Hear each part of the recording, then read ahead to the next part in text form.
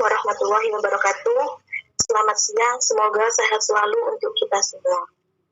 Yang terhormat Bapak Muhammad Usman Kurniawan, SPD, MPD, selaku dosen pengampu mata kuliah perkembangan peserta didik yang saat ini sedang berhalangan untuk hadir.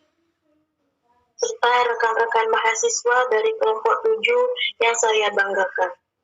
Alhamdulillah, puji syukur kehadiran Allah Subhanahu wa Ta'ala yang telah memberikan kita nikmat umur, nikmat iman, serta nikmat kesempatan sehingga kita tetap bisa mengikuti presentasi via Google Meet hari ini. Sebelumnya, perkenalkan, nama saya Yuski Alfi Hadiba selaku moderator yang akan memandu jalannya presentasi pada siang hari ini dan akan membacakan beberapa peraturan selama presentasi berlangsung hingga selesai. Yang pertama, pastikan mikrofon dimatikan saat presentasi berlangsung, kecuali diminta menghidupkan oleh yang memimpin jalannya presentasi. Yang kedua, audiens yang ingin bertanya, paparkan pertanyaan Anda di kolom komentar YouTube. Yang ketiga, gunakan bahasa yang sopan dan jelas. Adapun tim presentator pada siang hari ini adalah dari kelompok 7, yakni Yuski Alfi Hadiba 211D 10074, Siti Aminatur Rahma 211D 10048, Agisni Januba Aftarina 211D 10051, Eka Putri Nurwahyuni 211D 10049. Dengan tema perkembangan pada masa remaja. Terkait dengan presentasi hari ini yaitu pertama pembukaan, kedua sesi presentasi, ketiga sesi tanya jawab, keempat penutup. Pertama, kita memasuki sesi pembukaan. Supaya kegiatan hari ini mendapat berkah, mari kita buka perkuliahan online siang hari ini dengan membaca basmalah. Selanjutnya kita memasuki sesi kedua, yaitu sesi presentasi yang akan disampaikan oleh kelompok 7 secara bergiliran. Maka dari itu diharapkan kepada rekan-rekan sekalian untuk menyimak jalannya presentasi dengan seksama sembari menyiapkan tanggapan, masukan maupun pertanyaan. Baiklah, sesi presentasi kita mulai. Kepada Mbak Siti Aminatur Rahma sebagai presentator pertama dipersilahkan. Baik, terima kasih Mbak Yuski atas waktunya. Di sini saya akan menjelaskan tentang pengertian perkembangan fisik remaja, di mana perkembangan adalah bertambah kemampuan atau skill dalam struktur dan fungsi tubuh yang lebih kompleks dalam pola teratur dan dapat diramalkan sebagai hasil proses pematangan. Perkembangan menyangkut adanya proses pematangan sel tubuh, jaringan tubuh, organ-organ, dan sistem organ yang berkembang dengan menurut caranya sehingga dapat memenuhi fungsinya. Sedangkan perkembangan pada masa remaja adalah peralihan dari masa anak-anak kepada masa dewasa yang mengalami perkembangan semua aspek dan semua fungsi untuk memasuki masa dewasa.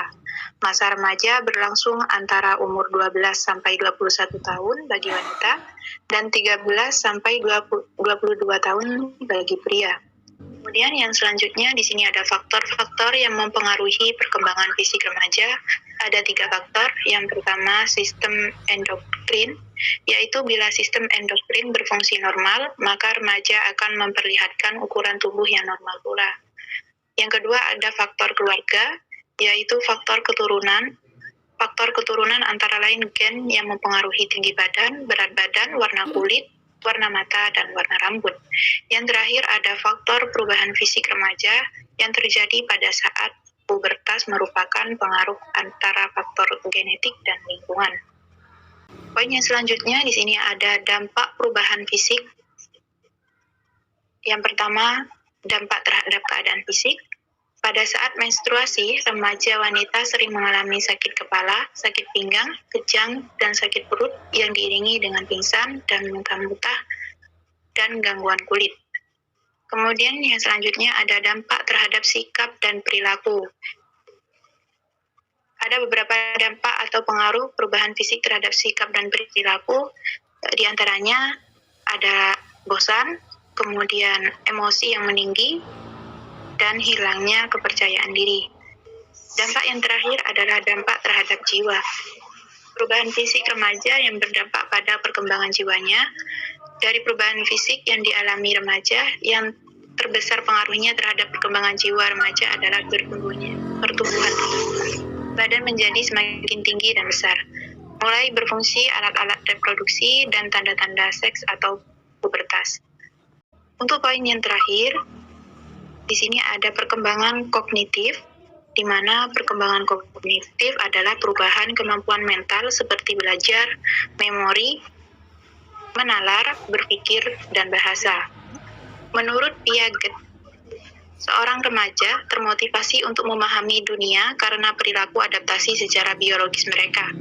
Dalam pandangan Piaget, remaja secara aktif membangun dunia kognitif mereka di mana informasi yang didapatkan tidak langsung diterima begitu saja ke dalam skema kognitif mereka. Remaja telah mampu membedakan antara hal-hal atau ide-ide yang lebih penting dibanding ide lainnya. Lalu remaja juga mengembangkan ide-ide ini. Seorang remaja tidak saja mengorganisasikan apa yang dialami dan diamati, tetapi remaja mampu mengolah cara berpikir mereka sehingga memunculkan suatu ide baru.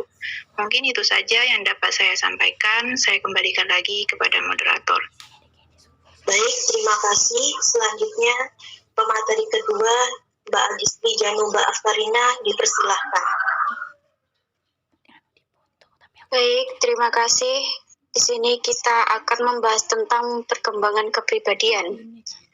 Pengertian dari perkembangan kepribadian adalah masa yang sangat penting dalam mempelajari teknik-teknik kehidupan yang sehat.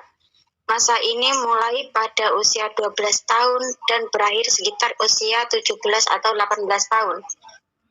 Yang kedua, perubahan biologis. Secara umum, orang mengatakan bahwa gejala-gejala perubahan fisik pada remaja merupakan tanda-tanda pubertas. Pubertas sebenarnya memiliki arti yang terbatas karena pada masa ini terjadi pertumbuhan rambut pada bagian-bagian tertentu dari tubuh anak. Lalu ada perubahan psikologi. Emosi yang tidak stabil, perasaan kosong, masalah otonomi dan disiplin, mementingkan diri sendiri, canggung bergaul dan gerak kaku, cita-cita tinggi, membentuk kelompok dan budaya kelompok, hubungan heteroseksual. Di sini kita akan membahas tentang perkembangan sosial.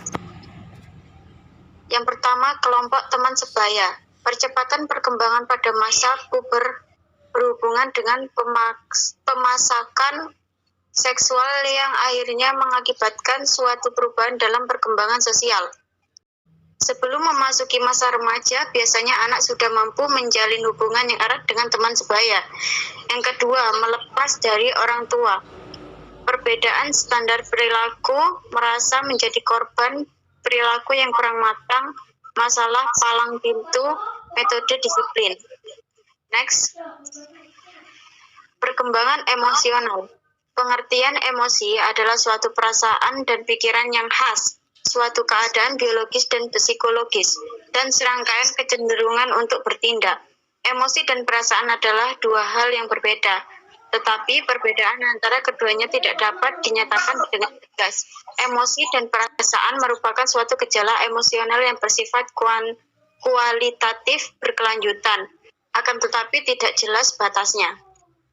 Next, di sini ada bentuk-bentuk emosi. Yang pertama, emosi marah akan lebih mudah muncul apabila dibandingkan dengan emosi lainnya. Jika seorang remaja dipermalukan, direndahkan, atau bahkan dipojokkan di depan banyak orang atau bahkan temannya sendiri, maka muncullah emosi marah yang tinggi. Yang kedua adalah emosi takut. Ketakutan terhadap masalah atas tindakan ketidakadilan orang tua dan kecenderungan menolak dalam keluarga. Ketakutan memperoleh kedudukan baik di antara teman sebaya maupun dalam keluarga. Ketakutan penyesuaian diri terhadap pendidikan. Yang ketiga ada emosi cinta. Pada masa remaja muncullah rasa cinta atau ketertarikan pada lawan jenis. Dalam perkembangannya, emosi cinta menjadi hal yang sangat memerlukan pengawasan dari orang tua. Terima kasih penjelasan dari saya kembalikan ke moderator. Baik, terima kasih. Untuk selanjutnya, pemateri ketiga, yaitu Mbak Eka Putri Nurwahyuni, dipersilahkan. Baik, terima kasih. Saya akan melanjutkan penjelasan dari materi kedua, yaitu tentang ciri-ciri perkembangan emosional. Yang pertama, memiliki kapasitas untuk mengembangkan hubungan jangka panjang, sehat, dan berbalasan.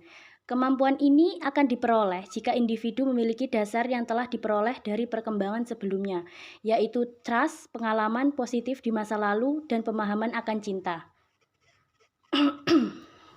Yang kedua, memahami perasaan sendiri dan memiliki kemampuan untuk menganalisis mengapa mereka merasakan perasaan dengan cara tertentu. Yang ketiga, memiliki kemampuan untuk mengelola emosinya.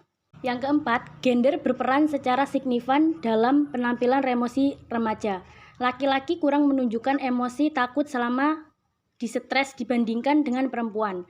Hal ini didukung oleh keyakinan pada laki-laki bahwa mereka akan kurang dimengerti dan dikecilkan atau diremehkan oleh orang lain bila menunjukkan emosi agresif dan mudah diserang. Next.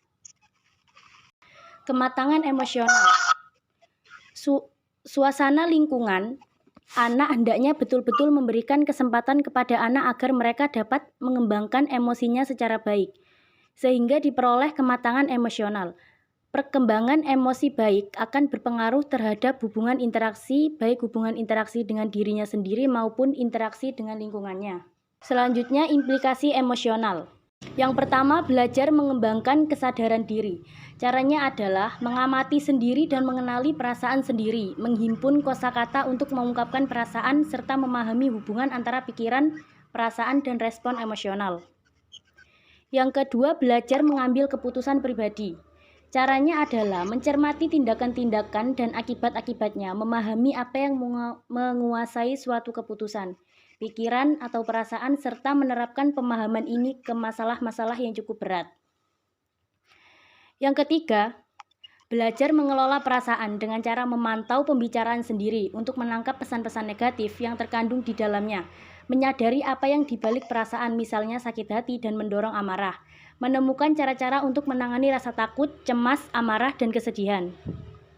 Yang keempat, belajar menangani stres. Caranya adalah mempelajari pentingnya berolahraga, perenungan yang terarah, dan metode relaksasi.